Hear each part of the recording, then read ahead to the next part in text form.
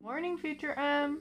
Steve is going to explain how convolution neural networks essentially clumpify the data, or I like to think of it as pixelate the underlying data. Here we go. This is called a filter. Okay.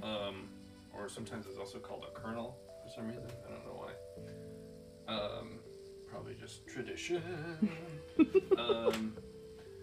And so this is 3x3. This is 10x5. And so you take the filter or the kernel and you essentially wipe it across the thing that you're filtering. Okay. The matrix that you're filtering. And what you get is a matrix that's, however many times this. And I should mention, so there's a stride, which is how many cells you increment by. So, okay. A stride of 1. We're trying to play around with a generative system, and Steve is explaining to me convolution networks as opposed to like perceptrons or other networks. And I guess at least the way I understand it is like the convolution networks are structural sparseness, whereas dropout is just like random sparseness, but the sparseness of the data itself like helps improve speed and accuracy. Remembering things. Diagrams of projects were happening. You know I'm getting real serious. So, see how this notebook is all page turny? I want to build a thing that includes. This is a generated face based on a training of tons and tons of videos of me talking and showing how my mouth moves for different phonemes. My generated face can say things like, "Hello, my name is M's memory assistant. What kind of memory would you like to find?" And listen for responses.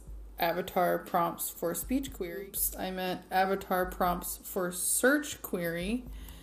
And then once it knows which kind of memory you would like, it finds that a memory with that kind of emotion in it.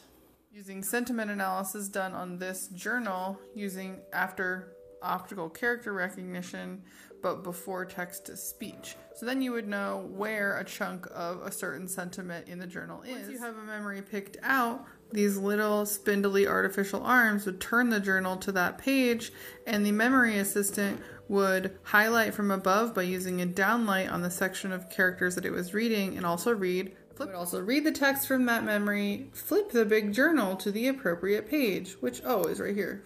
Big journal, appropriate page. Yeah, I want to do this now. Ooh, and also, I'm thinking of this as a physical installation. So even when no one was asking it specific questions, the little spindly arms could just idly turn through the pages of the journal, and that would be part of its idle action. Ooh, double plus. The character could have an idle animation that was it trying to look out the edge of the frame like.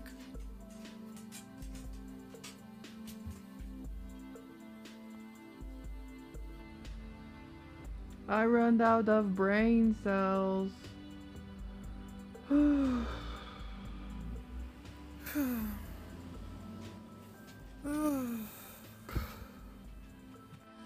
This one right here doesn't have to get his tooth ripped out. Woo!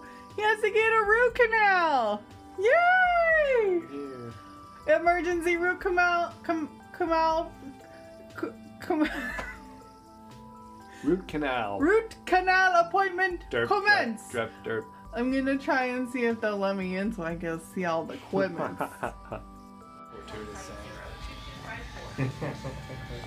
We're on a highway to hell at the endodontist. I am sitting outside waiting for Steve to get a root canal, eating a peach, reading about quantum physics and time. Woo! This one is real grumpy. Apparently that's what post root canals is like. Whatever, so grump. How you feeling? That should be yes. Pretty good. So, had an emergency root canal today, which surprisingly, it's gruesome, but the worst part about, worst part about it, if you don't have insurance, is the price. That's the most painful part, is paying for it. Unfortunately, they don't have anesthesia for your wallet. Good Lord. He has Cobra from his last job. It hasn't kicked in yet. Don't have it yet. Yeah. It may or may not be retroactive. We don't know. Yeah. So, and healthcare is so shitty in this country that nobody, everybody's always like, oh, you can just get Cobra. It'll be fine. Nobody knows how it works. Like, none, the doctors, the nurses, people are...